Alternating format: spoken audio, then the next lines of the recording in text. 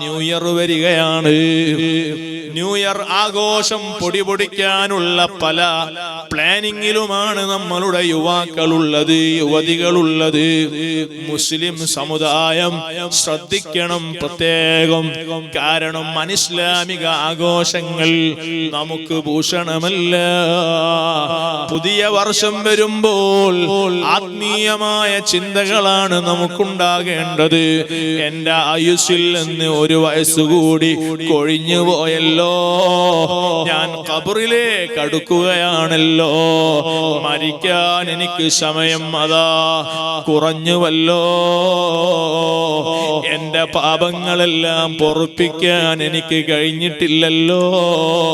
അതുകൊണ്ട് ഈ പുതിയ വർഷം വരുമ്പോ ഞാൻ തൗബ ചെയ്യട്ടെ, ഞാനൊന്ന് നന്നാവാൻ ചിന്തിക്കട്ടെ, ഞാൻ നന്മകൾ ചെയ്യുമെന്ന പ്രതിജ്ഞ പുതുക്കട്ടെ.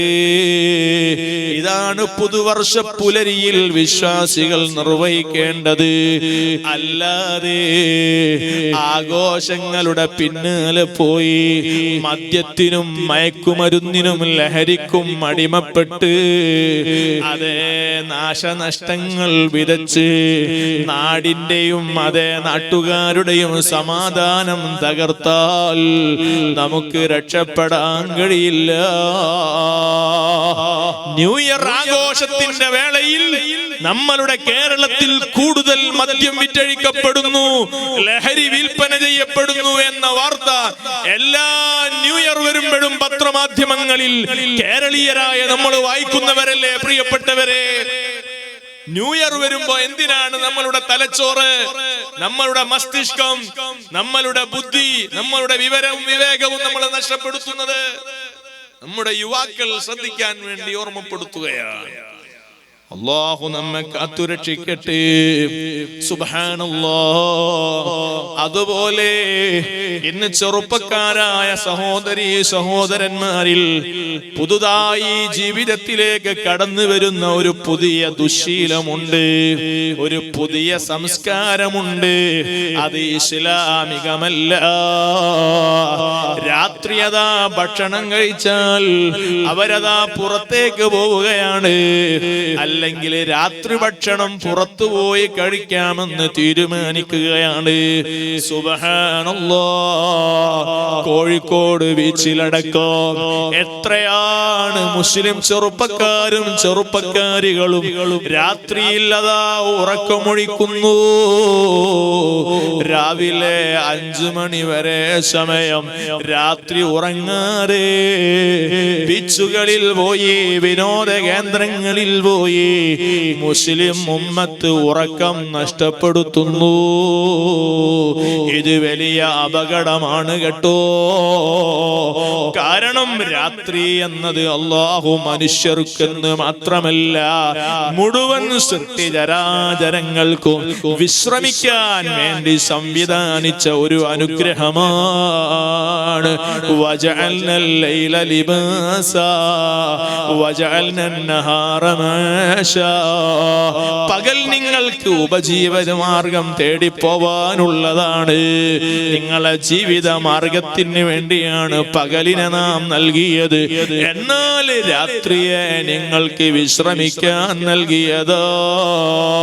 ചെറുപ്പക്കാരെ, വിശ്രമിക്കാൻ വേണ്ടി അല്ലാഹു രാത്രി തന്നെങ്കിൽ വിശ്രമമില്ലാതെ ഉറക്കം നഷ്ടപ്പെടുത്തിയാൽ അതേ രാത്രി നമ്മൾ ഉറക്കമൊഴിച്ച് വിനോദത്തിന് വേണ്ടി ബീച്ചിലും മറ്റ് വിനോദ കേന്ദ്രങ്ങളിലും പോയി രാത്രി സമയം തുലച്ചു കളഞ്ഞാൽ അത് മുഖേന എന്റെ ബുദ്ധിക്ക് മരിവെപ്പ് സംഭവിക്കൂ, നിന്റെ ഓർമ്മശക്തി നഷ്ടപ്പെടൂ, അതേ നിന്റെ ആരോഗ്യത്തിന് വലിയ കേടുപാട് സംഭവിക്കൂ.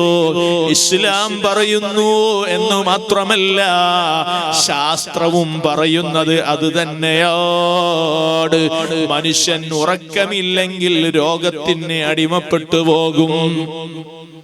അപ്പൊ രോഗം ഇല്ലാതിരിക്കാൻ, ആരോഗ്യത്തിന്റെ വീണ്ടെടുപ്പിന് വേണ്ടിയാണ് അല്ലാഹു രാത്രി നൽകിയത്. രാത്രിയിൽ ഉറങ്ങണം.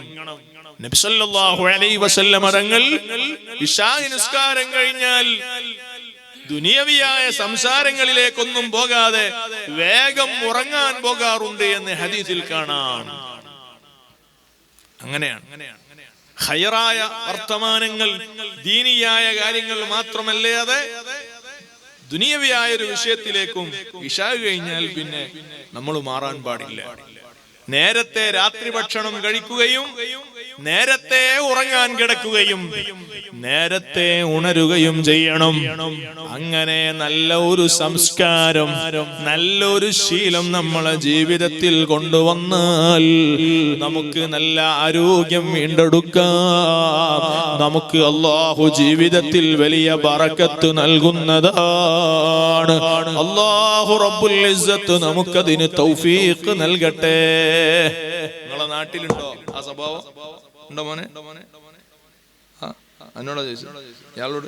ആ ബാക്കിലുള്ള തൊപ്പിയുള്ള ടീഷർട്ട് ഇട്ട മോനോട് എത്ര മണിക്ക് കിടക്കൂ? എത്ര മണിക്ക്, എത്ര സമയത്ത് മോന് ഉറങ്ങാറുണ്ട്? എത്ര മണിക്ക് ഉറങ്ങാൻ കിടക്കൂ? 8 മണിക്ക്? 9:30. മാഷാ അല്ലാഹ്, നല്ല മോൻ. എത്ര മണിക്ക് എഴുന്നേൽക്കും? അത് ചോദിക്കേണ്ട ഉസ്താദേ അല്ലേ? അതിപ്പോ ആരോടും ചോദിക്കരുത്. ഓൻ ഒരുപാട് ചെറുപ്പക്കാരുടെ പ്രതിനിധിയായിട്ടാണ് ആൻസർ തന്നെ. അല്ല, ആ മോന് നേരത്തെ എഴുന്നേൽക്കുന്ന മോനാണ്. അല്ലാഹു സുബ്ഹാനഹു വ തആല നമുക്ക് നേരത്തെ ഉറങ്ങാനും നേരത്തെ എഴുന്നേൽക്കാനും അല്ലാഹു തൗഫീഖ് ചെയ്യട്ടെ.